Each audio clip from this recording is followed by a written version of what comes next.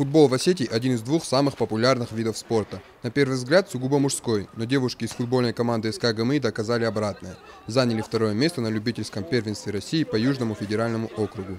Оксану Каркусову, одну из активных футболисток, признали лучшим игроком турнира. В отношениях друг с другом мы как команда живем, поддерживаем друг друга. Конечно, бывают маленькие конфликты, но это совсем маленькие, тем более женский коллектив, и всегда будут конфликты.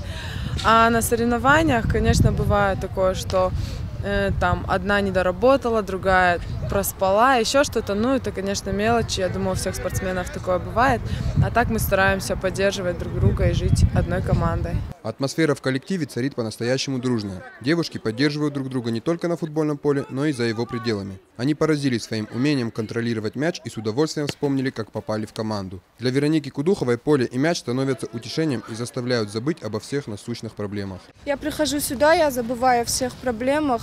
То есть мне хорошо, мне плохо. Даже если мне плохо, я прихожу сюда, мне здесь очень хорошо, вот, эмоционально. Всегда здесь весело и все добрые друг к другу. Не каждой интересна мода и женские штучки. Жанна Дзампаева с детства любит футбол. Она просто шла по улице, увидела, как девушки занимаются с мячом и решила присоединиться. Сегодня она капитан команды и настоящий лидер на поле.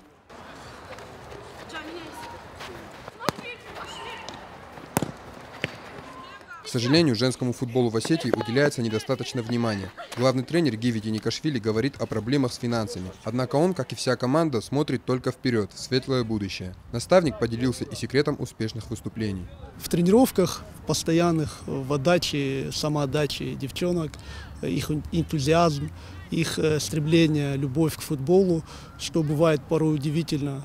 Девушка и футбол, для всех это бывает удивительно. Но порой любовь у них к футболу бывает даже на порядок выше, чем у ребят. Ну, у некоторых ребят, так скажем. В команде совсем молодые девушки. Самым младшим всего лишь 15 лет. По словам наставника, планируется создание детской команды. Совсем скоро стартует первенство между республиканскими вузами. Мурат Гадиев, Феликс Макиев, Артем Балатаев, Заурцеов, Осетия ТВ.